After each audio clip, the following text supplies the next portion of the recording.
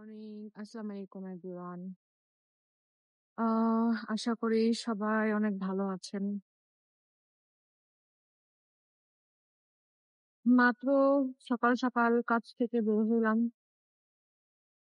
আর কাজ থেকে বের হওয়ার সাথে সাথে ফেসবুক মাস্ট বি ঢুকাই লাগে। এটা অভ্যাস হয়ে গেছে।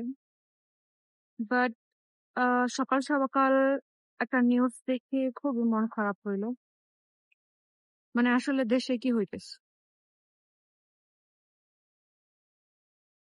ইভেন মানে আমি লাস্ট কয়েক মাস ধরে শুধু এটাই চিন্তা করতেছি যে ঠিক আছে ভাই, বুঝি বাবা মার সাথে প্রবলেম,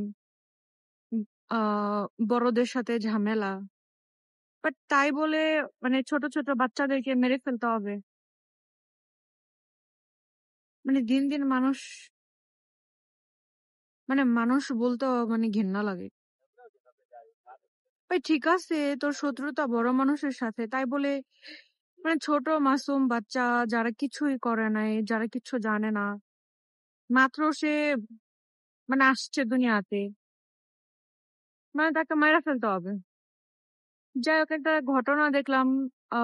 কোথাকার একটা পিচ্চি একটা ছেলেকে মায়েরা হচ্ছে তেঁতুল গাছে ঝুলায় রাখছে। মানে দেখা খুবই খারাপ লাগলো সত্যি কথা বলতে।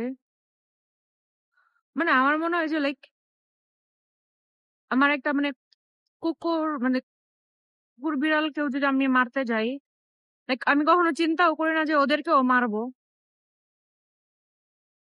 মানুষ একটা মানুষের বাচ্চাকে মায়েরা ফেলে, মানে হাউ ইজ দিস পসিবল? মানে তো মানে মারে যে মানুষ কি চিন্তা করে মারে? মানে কি চিন্তা করে মারে? মানে একটা মানুষ মায়েরা ফেললো, বাস তুমি কি বাইচা যাবা ভাই? এই দুনিয়াতে না হয় ওই দুনিয়াতে, মানে তোমাকে তো শাস্তি পাইতেই হবে। মানে কোন চিন্তা করে মারে মানুষ?